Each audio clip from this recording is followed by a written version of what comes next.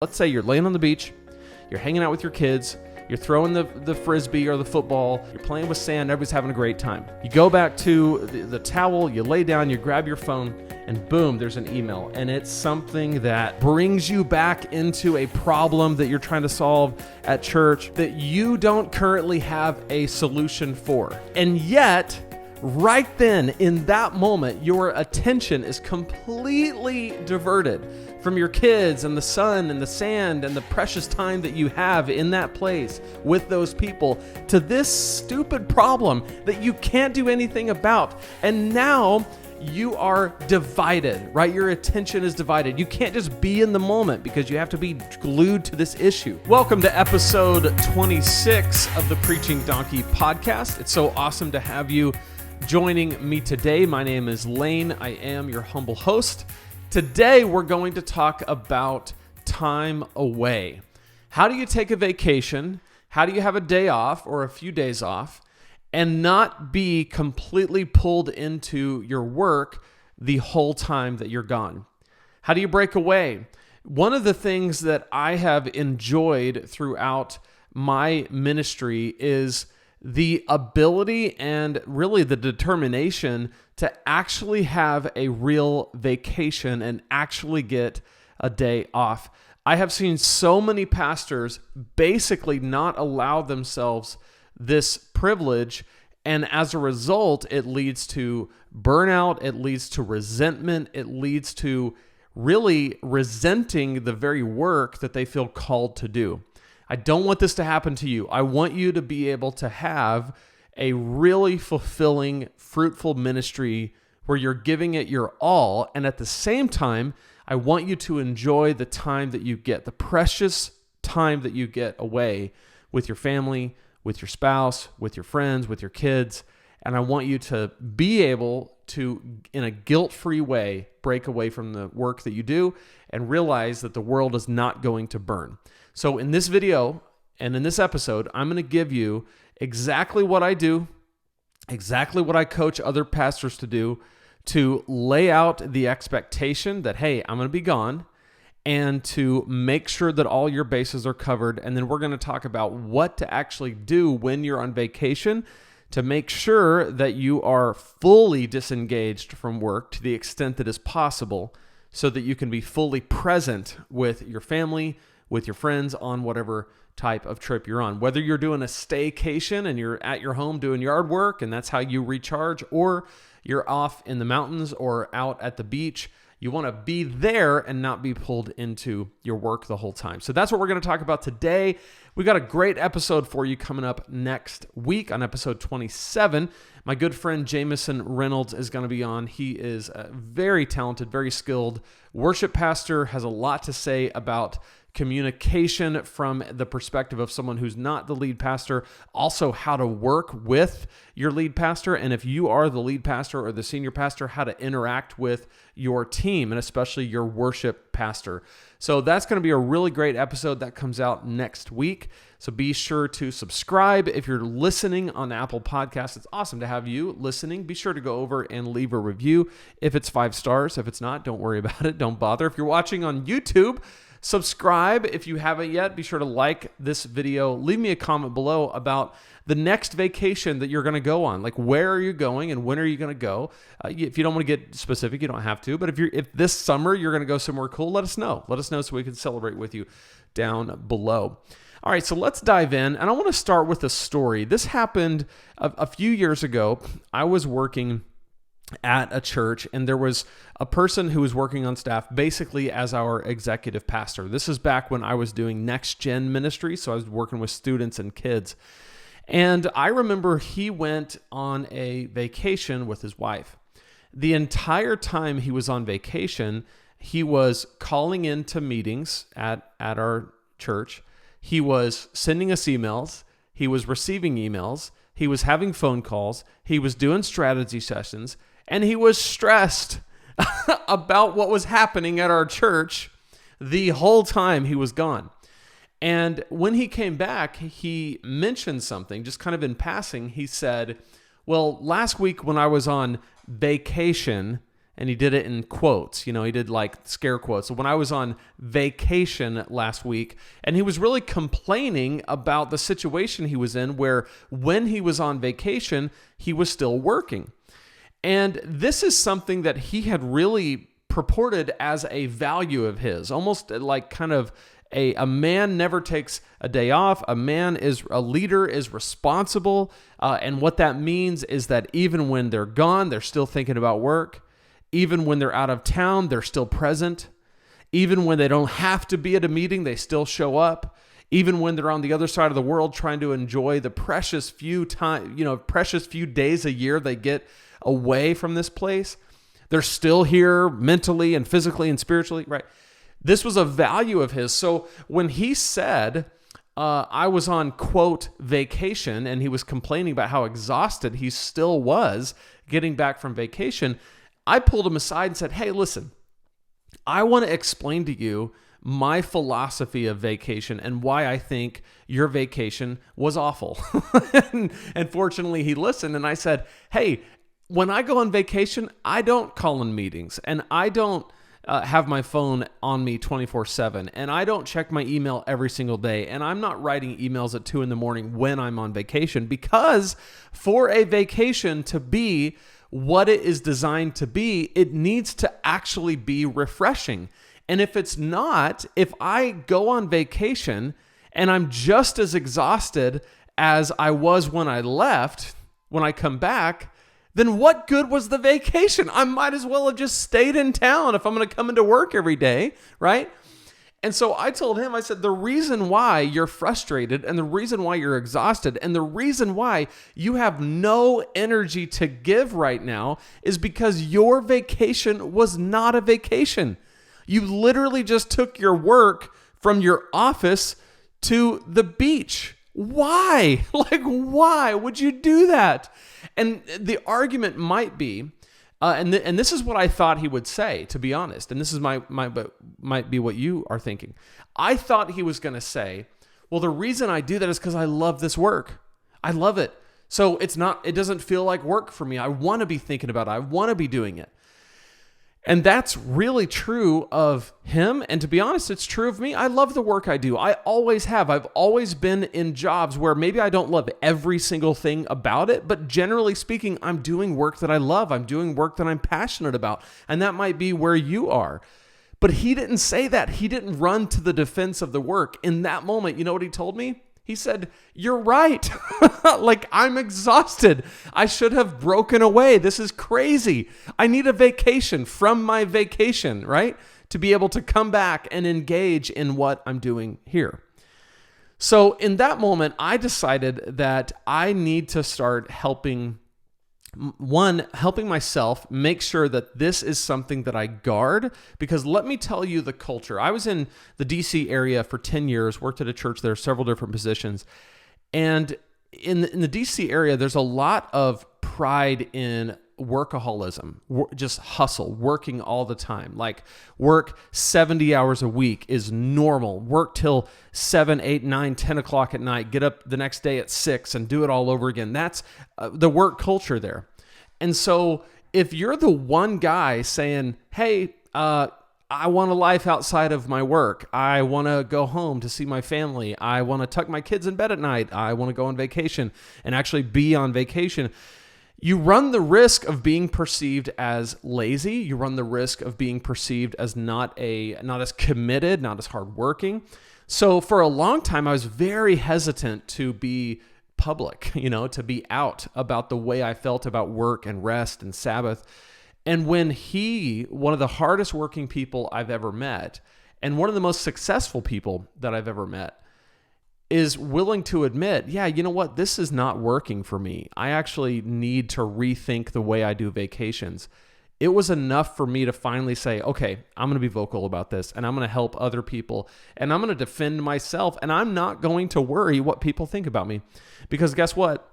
My kids and the experience I have with my kids and my wife when I'm on vacation will far outlast what somebody at my current church thinks about me or doesn't think about me. It's just the truth. So I want that same kind of freedom for you, and it's not a fickle or a flippant or a glib like, hey, I'm going to do what I want. It's really for you. In fact, Jesus said, man wasn't made for the Sabbath. Sabbath was made for the man. What is he saying? He's saying, you need to rest, and rest is for you. This isn't something God is doing to you because he doesn't like you. This is something that he's giving to you because he knows the human condition, and that is we need a break. We need to rest. We need rhythms between work and rest. And God even demonstrated this in creation, right? He worked for 7 days or 6 days, and then he rested on the seventh day. He modeled this pattern of work and rest. So the question then is, what does this look like practically, right? In your situation, if you are full-time at your church and you want to have a day off every week, if you are full-time in your church and you want to be able to take a vacation and it actually look and feel like a vacation, what do you do? If you're bivocational and you're trying to match up when you get off from your full-time job versus when you're able to get time off from your church, how do you match those things up?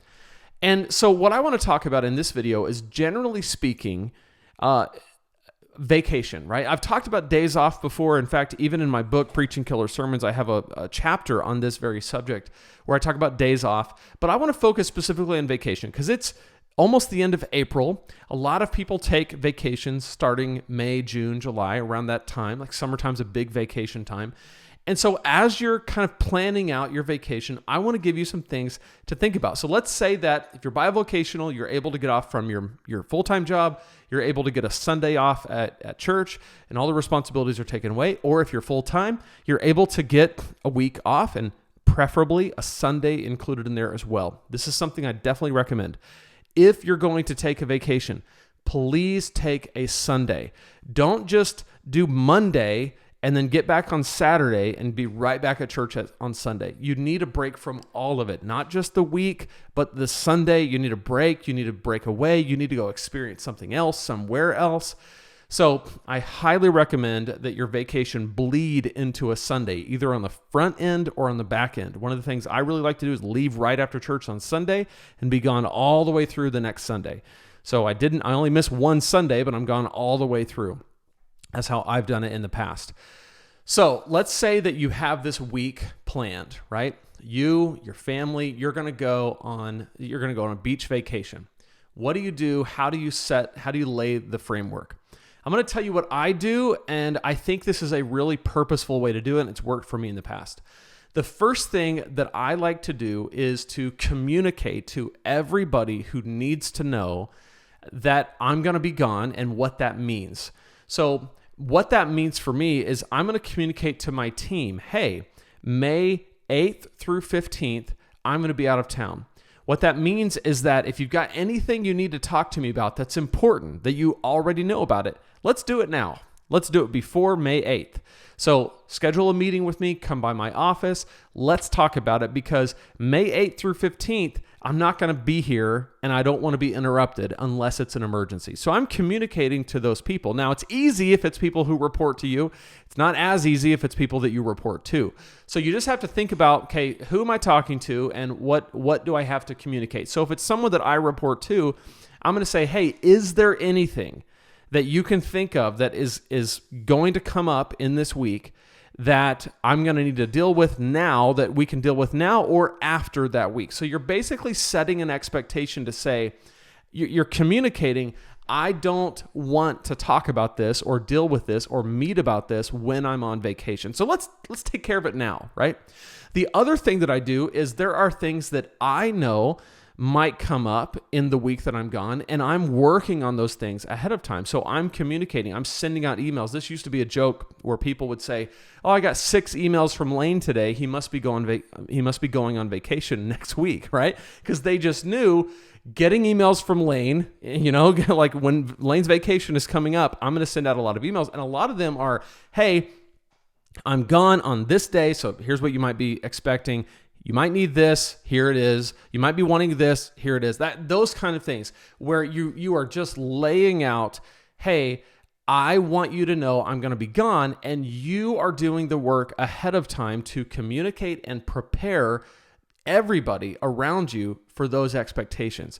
And subtly and also expressly, you are communicating when I'm on vacation, it is different. I am not accessible. So that's what you do ahead of time. You're letting everybody know, hey, I'm leaving and it's going to look different. All right. Now, when you go on vacation, you set the vacation reminder on your email. Get that set up where you let people, you automatic responder to let people know, hey, I'm out of town. Here's who you can contact for this issue. Here's who you can contact for this issue. And then let people know when you'll be reading your email. And so that if anybody emails, they know that, hey, you're not accessible right now and you'll get back with them. So you do all that leading up to the vacation. Now, when you go on the vacation, here's what I do. I take email off my phone just completely. I take email off my phone because I want to be the one to decide when to check my email on vacation. So it's such a habit to just click on the email tab and read through things. But when I'm on vacation, the reason why I don't want to check email just anytime is because I don't want my attention to be diverted back to work unless I choose to divert my attention back to work. So let me give you an example. Let's say you're laying on the beach, you're hanging out with your kids, you're throwing the frisbee or the football, you're playing with the boogie board in the water, you're playing with sand, everybody's having a great time. You go back to the towel, you lay down, you grab your phone, and boom, there's an email. And it's something that, it causes you a little bit of, I don't want to deal with this right now, or I don't have an answer to this, or it brings you back into a problem that you're trying to solve at church, or an issue that's going on that you don't currently have a solution for. And yet, right then, in that moment, your attention is completely diverted from your kids and the sun and the sand and the precious time that you have in that place with those people to this stupid problem that you can't do anything about. And now you are divided, right? Your attention is divided. You can't just be in the moment because you have to be glued to this issue. And for someone like me, that can be really bad because I will hyper focus on that issue and it just robs me of the experience. So that's why I just don't have it on my phone and I don't check. And I put my phone on Do Not Disturb and I take off all the push notifications. I'm just making it a little bit harder to get a hold of me. Because here's the thing, if the world truly is on fire, someone will let me know. But most of the time, it's not on fire. There's nothing so urgent that I can't wait a couple of days or a couple of hours to deal with it. And in those moments, I don't want to know. So typically in a week, I'll pick 2 days. Maybe if it's a Monday through Friday, I might say on Tuesday, I'll check email. And then one more time on Friday morning, right? Just as an example. So Tuesday, I will set aside 30 minutes, pull up my email, read through everything, see if anything needs to be responded to. And then when that's done, it's done. And I don't look at it again until Friday. Friday morning, I'll pull it up, look at anything I might have missed, anything that I could give a quick response to, and then I'm done. What that does for me is it kind of reassures me that everything's okay, because if I don't check it for a week, it's in my mind as well, because I'm thinking, maybe there might be something I need. So sometimes just by checking it, I go, okay, good. Nothing is going on, nothing that I need to know about, great. Then on Friday, I'm already towards the end of my week anyway, so I'm able to check it again. What that does is it allows me to actually have a week where I'm not tied to my phone, I'm not calling into meetings, I'm not checking my email every single day, and I'm present with my family and with my wife. That's what I want out of a vacation, and that's what I want for you. And here's why this is so important. When I come back, when I return from a vacation, if it did what it is supposed to do, I should be energized and excited and ready to take on the challenges. I should have a new passion and love for the work that I do. I should be eager to jump back in. That's what time away should do. So if the time away is basically just littered with work and worry and stress related to your job, it doesn't do what it's supposed to do. So don't do that, right? Let your vacation be truly what it's supposed to be. Give yourself that Sabbath rest.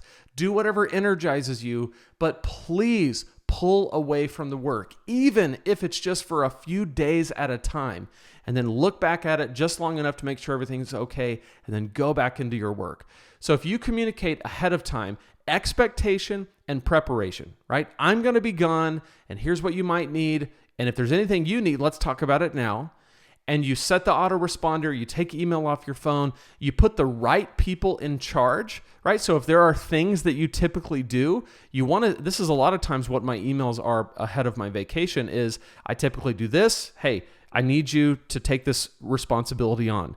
Can you make sure this happens? Can you do this? And set all those things into motion. Put all of them in an email, put all of them in writing so that people don't just go, oh yeah, I think I remember you saying that. No, lay it out. Give people all the information they need, go above and beyond, and in that, you are giving yourself the permission to break away. If you don't do the preparation, you don't set the expectation, you don't do anything differently with your phone, then don't be surprised when your vacation is peppered with people calling you with questions, people saying, oh, I didn't realize you're on vacation, I'm sorry, I just have a really quick question, right? People wanting you to, hey, are you going to be a part of our meeting today even though you're on vacation? No, no, I'm not. Unless the world is on fire, no, I'm not going to come into the meeting, okay? And this is not because you don't care. It's directly the opposite. It's because you do care, and you realize that if you don't take care of yourself and you don't feed yourself, you don't allow yourself to be refreshed and renourished and refilled, then you're not going to be the best for your church anyway. So being a part of every meeting when you're on vacation, all that does is just drain you to the point of resenting the people and the work that you love and that you're called to do. And you don't want that, and I don't want that for you, and I don't want that for myself.